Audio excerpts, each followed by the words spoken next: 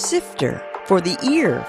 News, interviews, reviews, cinema, TV, streaming. Action. Hi, y'all. This is Jerry Williams, a.k.a. TV Jerry.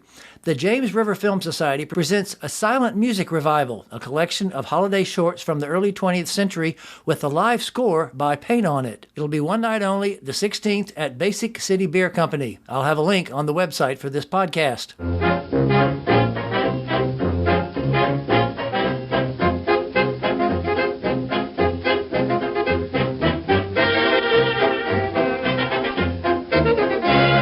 If you've been to Movieland this year, you may have heard that song playing on the promo for the book Magic in the Dark, One Family's Century of Adventures in the Movie Business. It chronicles the Moss family, who built one of the largest and most prestigious film chains in the New York area. The Mosses expanded their theaters and now own the only first-run cinema in the city of Richmond. Today's guest is the co-owner and chief operating officer of BowTie Management, which owns and operates Movieland in 6 states. We'll not only talk about that book and some interesting historical facts, but Joel also talk about the creation of Movieland here and what their plans are for the future. He also has some fun stories to tell. Sifter Review of the Week. Lady Chatterley's Lover on Netflix. Emma Corrin, who's best known as Diana on The Crown, plays the lady who marries into an aristocratic British family. When her husband comes home from the war in a wheelchair, he condones her seeking pregnancy with another man. Turns out to be the lowly gamekeeper, played by Jack O'Donnell. And after lots of passionate kissing, they finally get deeply erotic and even romp naked in the rain. It's pretty obvious where the story is headed, so getting there is the challenge. Corrin is effective as the conflicted woman, but it's O'Donnell whose depth most fervently captures the conflict. Their chemistry works. In keeping with the period, some gorgeous dresses, the pacing is languid, and the general attitude is subdued. As a result, the drama doesn't really gain traction until the final few minutes, and even then, it's not especially gratifying. I gave it 3 out of 5 stars. Joe Masher, anybody who's been to Movieland in the last few months, has seen the promo for Magic in the Dark, One Family's Century of Adventures in the Movie Business. Mm-hmm. What's the story on that book? BowTie Cinemas is actually the oldest theater circuit in North America, still owned by the same family that started it back in 1900. So the book really takes you from the journey from the current generation's great-great-great-and-great-great-grandfather to modern times. Both B.S. Moss and William Fox were friends that worked in the textile industry in New York City, and they decided to get into this newfangled entertainment business. One went and did exhibition, the other went and started Fox Studios. Wow, yeah. There are a lot of really good anecdotal stories and factual stories as well, both in this book. It's an interesting read, and a lot of people have said that they started and couldn't put it down and finished it in one day.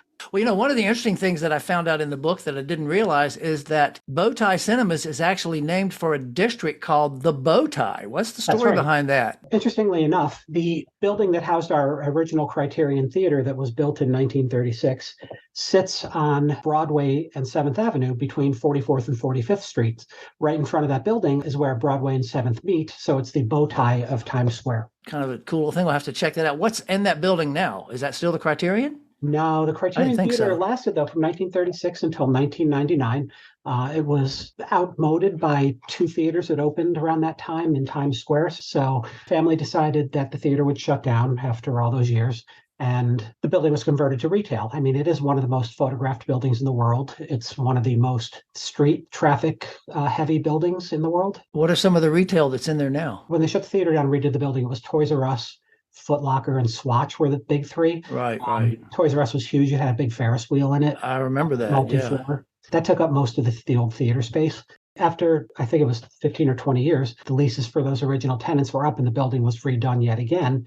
And now it's the home for the flagship stores for Gap and Old Navy. We have the world's largest and busiest McDonald's, I believe it is, in there too. And we have a Walgreens drugstore, Starbucks, and Popeyes is coming in. And there's a new gift shop that just opened with New York City souvenirs.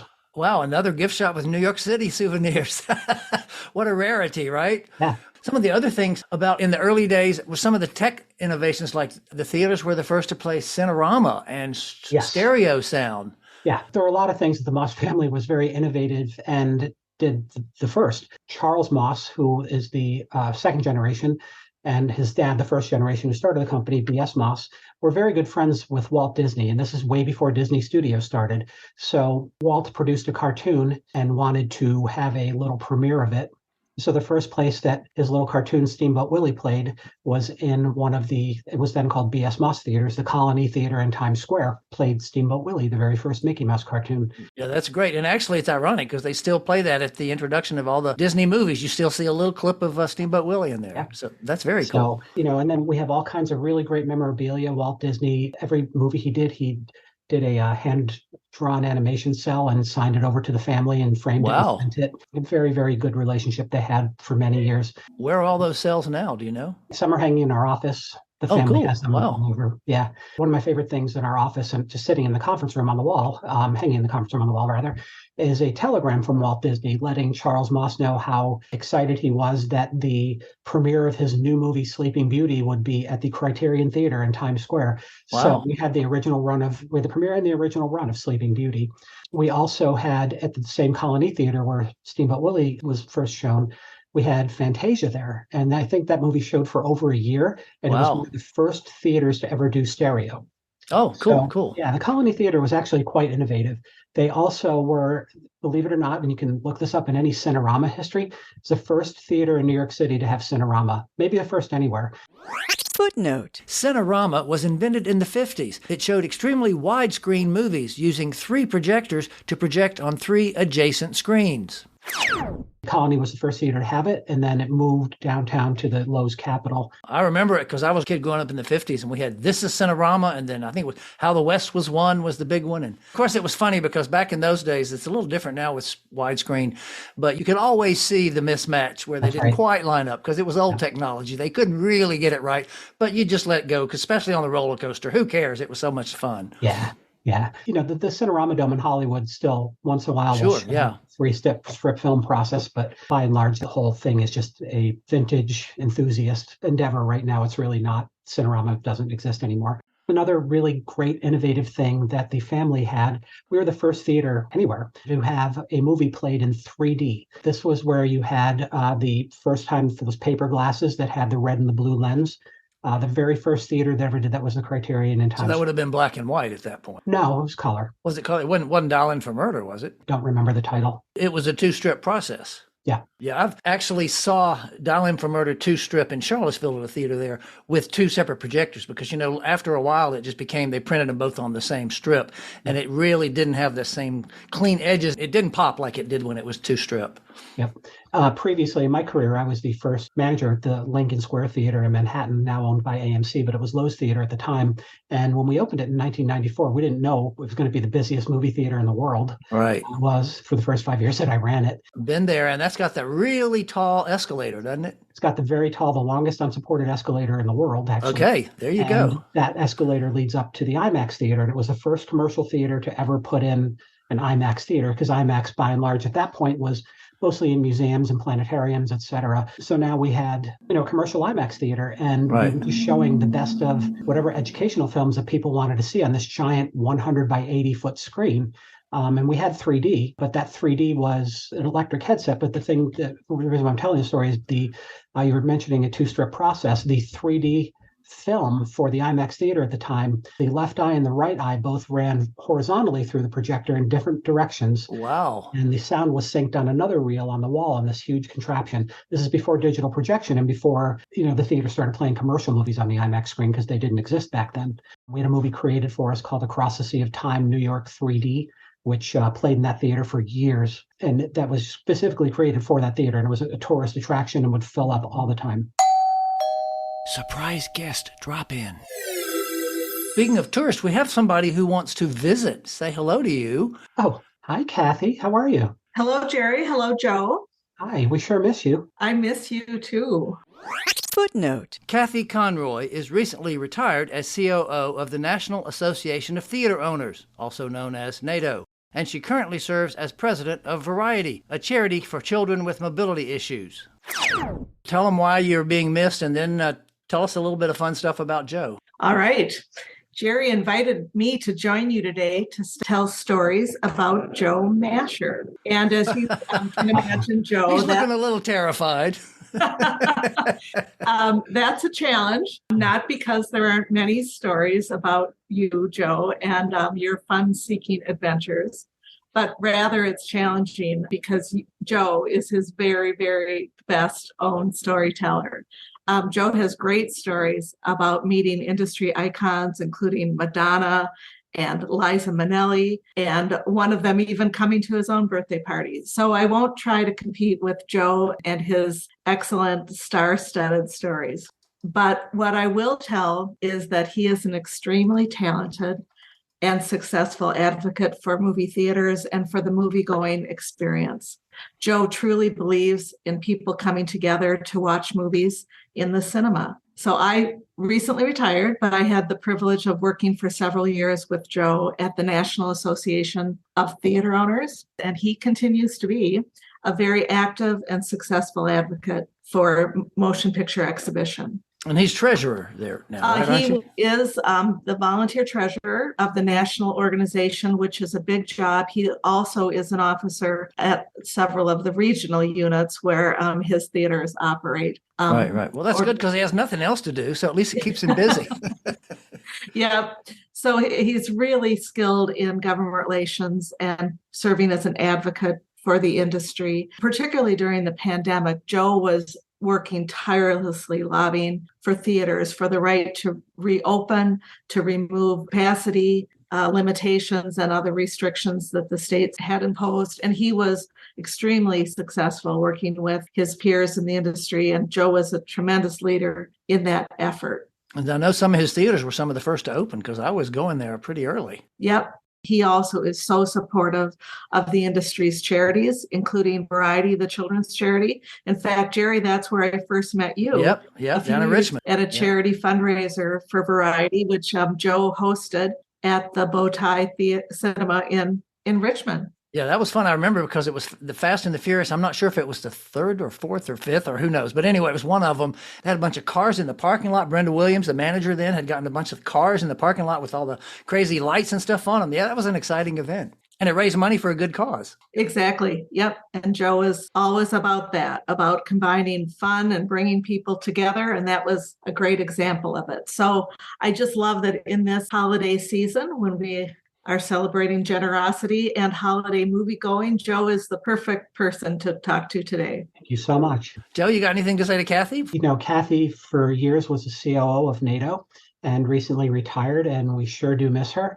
She guided the organization through the hell that we went through with COVID. And, you know, our funds went from here to here. And let me just for a second, because the people who are listening, here was high and here it was low. Yes. Go ahead. Audio description. Yeah, we were doing very well, very healthy organization to an okay organization, you know, because a lot of our source of income at the National Association of Theater Owners is a convention that we put on every year called CinemaCon in Las Vegas. Right. And that convention, you know, attendance was down because of COVID. It was canceled because of COVID, you know, a couple of times. So we are desirous to get that back to its normal pre-pandemic levels. And we're hopeful that in 2023, we'll be able to accomplish that. She really ran everything behind the scenes and never, ever once sought credit or any kind of public spotlight for anything that she did. Well, she's getting it now. So congratulations, Kathy. Right back at you, Joe. His job is a volunteer job. And as he described, there are challenges. So being the treasurer of a big organization is a big job, and Joe does it with joy and passion. Kathy created with a team this whole plan that people I'm sure have heard of called Cinema Safe. Every theater in the United States basically had a Cinema Safe sticker on it. That was Kathy's leadership that created that, along with a crew of industry people that really did a great job in letting people know that theaters are safe. And I'm going to say something, and I'm going to get scared because I know what's going to happen.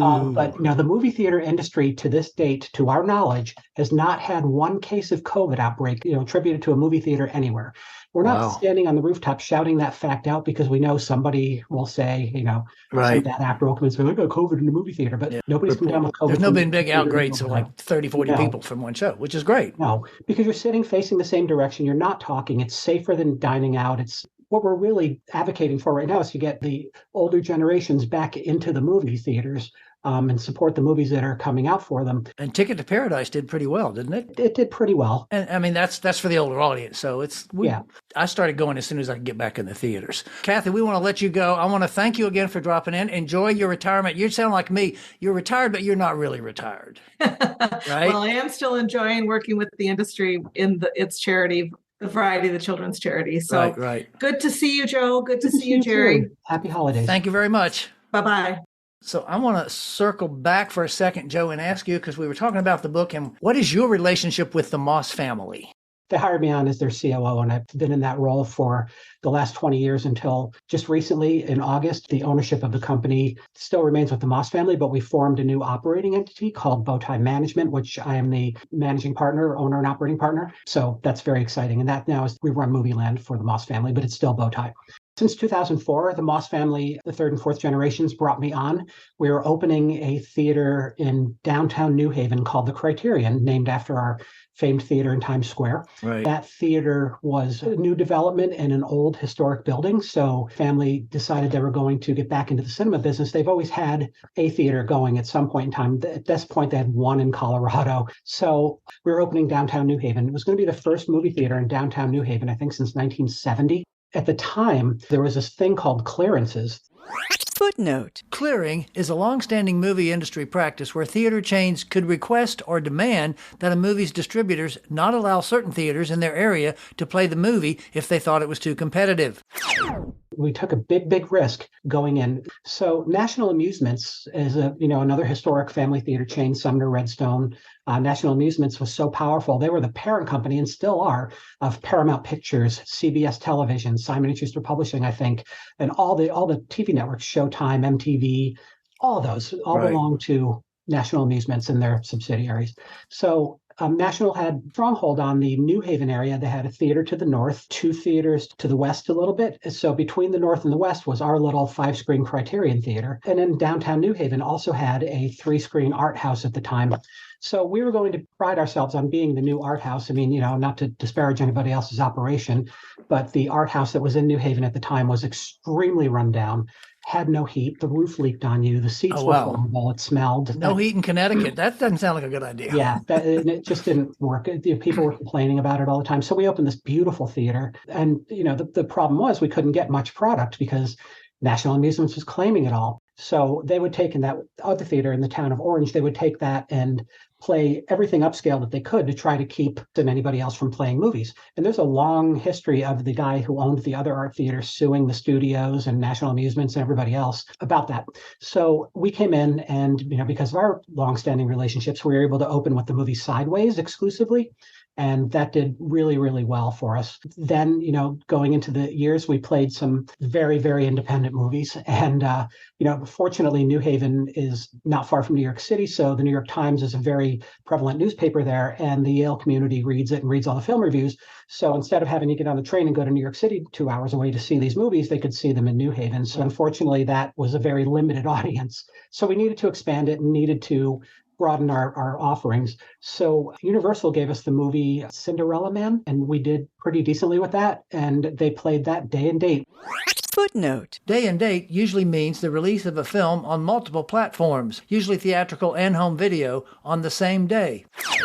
So we played it exclusively. Then we booked one of the Pirates of the Caribbean movies, and National Amusement said, then screw you, Disney, we're not going to play it. Wow. So we played it and had such a huge opening weekend. They came in on week 2 and said, all right, we have to give this up. And then clearances were broken. So the only other exclusive big movie that we had was the first Borat movie. And because we were in downtown New Haven, Yale fraternities were buying out theaters just to have their, exclusive screenings and everything. It was insane. They buy out all the seats at full price just to have their own auditorium. Right. Back then it was film, so we couldn't play it on every single screen. At the time, you had a thing called interlock where the film came out of one projector and you'd feed it through the series of loops and rollers on the walls and put it through the second projector. And there was a loop accumulator in the middle to make sure that the film, if one projector was running too slow or too fast, to make sure the film wouldn't be all over the floor kind of thing. And we were, really successful in playing Borat. Also, around that same time, the other art house closed, so we were able to play every big art movie and really put ourselves on the map with, things like Brokeback Mountain.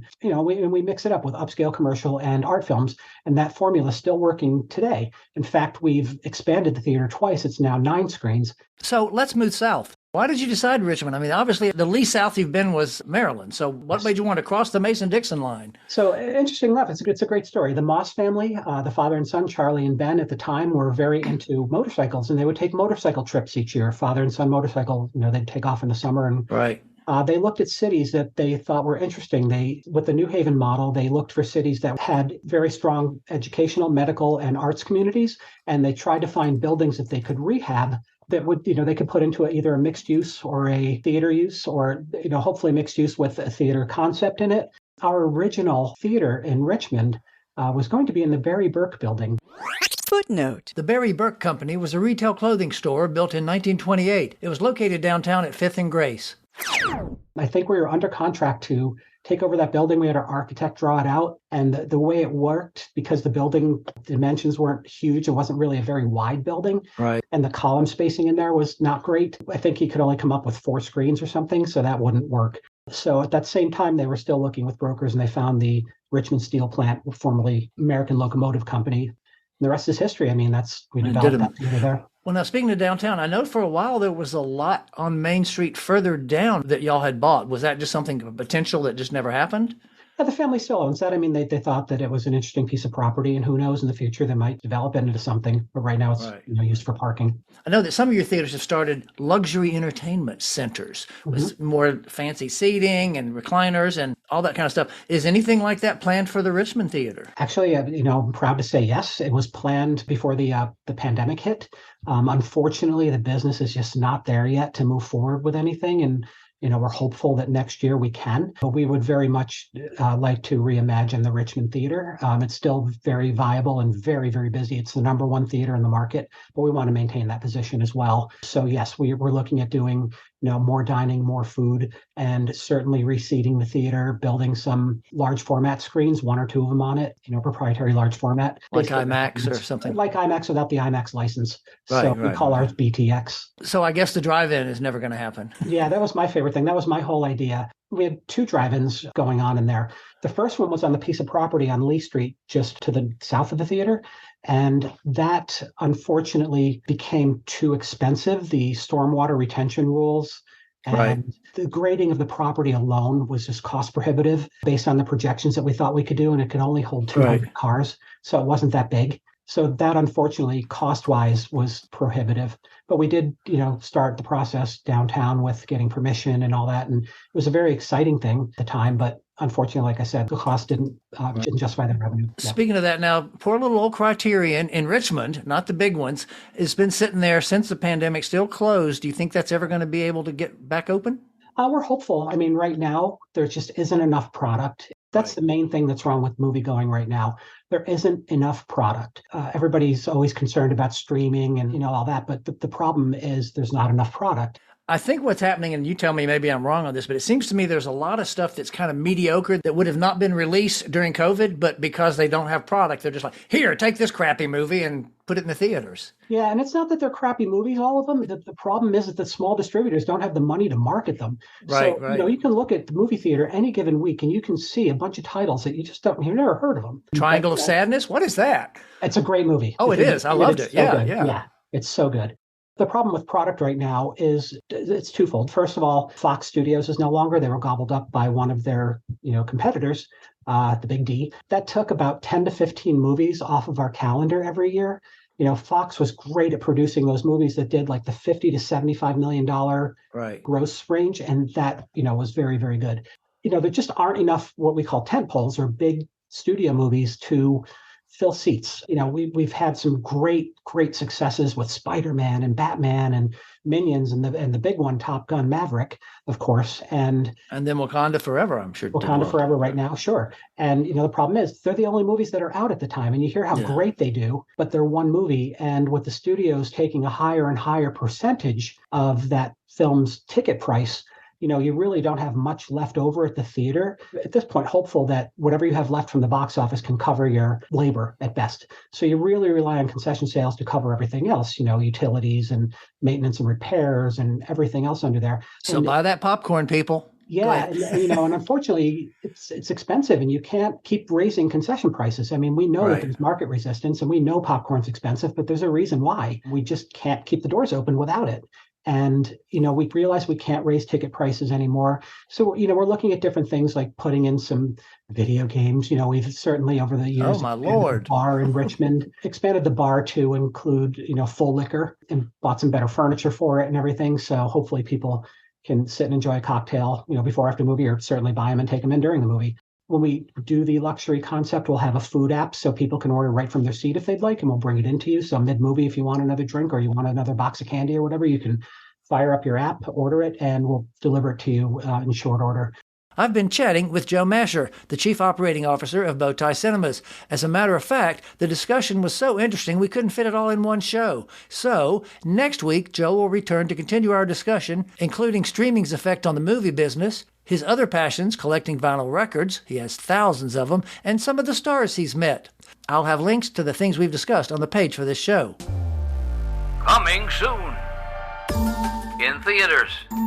Avatar, The Way of Water, the long-awaited Part 2 of Avatar. Empire of Light, from director Sam Mendes, comes this drama about the magic of cinema, starring Olivia Colman. The Almond and the Seahorse, an archaeologist and an architect fight to reimagine the future after a traumatic brain injury, starring Rebel Wilson.